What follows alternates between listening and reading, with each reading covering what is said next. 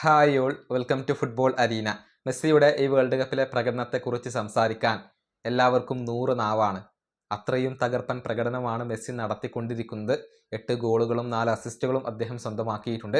അർജന്റീനയുടെ മിക്ക മത്സരങ്ങളിലെയും man of the match പുരസ്കാരം സ്വന്തമാക്കിയത് മെസ്സിയാണ്. മെസ്സിയുടെ ഒരു ചിറകിലേറിക്കൊണ്ട് തന്നെയാണ് ഇപ്പോൾ അർജന്റീന ഫൈനൽ വരെ എത്തിയിട്ടുള്ളത്.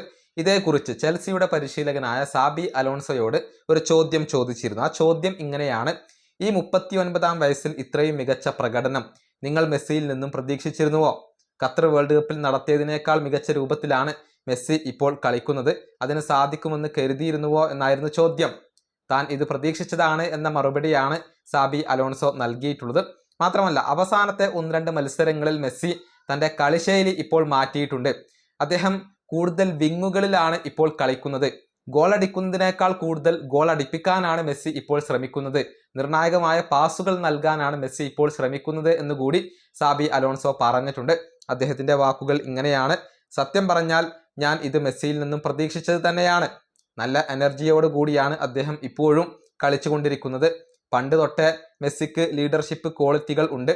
അത് ഇപ്പോൾ അതിൻ്റെ ഏറ്റവും ഉയർന്ന തലത്തിലാണ് ഉള്ളത്. മാത്രമല്ല, മത്സരങ്ങളിൽ ബുദ്ധി ഏറ്റവും കൂടുതൽ ഉപയോഗപ്പെടുത്തുന്ന വ്യക്തി അത് ലയണൽ മെസ്സിയാണ്. ചെറിയ ചെറിയ സ്പേസുകൾ പോലും അദ്ദേഹം കണ്ടെത്തുന്നു. മെസ്സി ഇപ്പോൾ കൂടുതൽ വിങ്ങുകളിലേക്ക് മാറിയിട്ടുണ്ട്.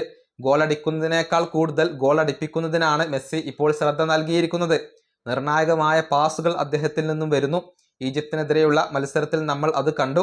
ഇംഗ്ലണ്ടിനെതിരെയുള്ള മത്സരത്തിലും നമ്മൾ അത് കണ്ടു. മെസ്സി കളിക്കുന്നിടത്തോളം കാലം അദ്ദേഹത്തെ ആസ്വദിക്കുക, അതാണ് നമ്മൾ ചെയ്യേണ്ടത്. ഇതാണ് ഇപ്പോൾ ചെൽസിയുടെ പരിശീലകനായ സാബി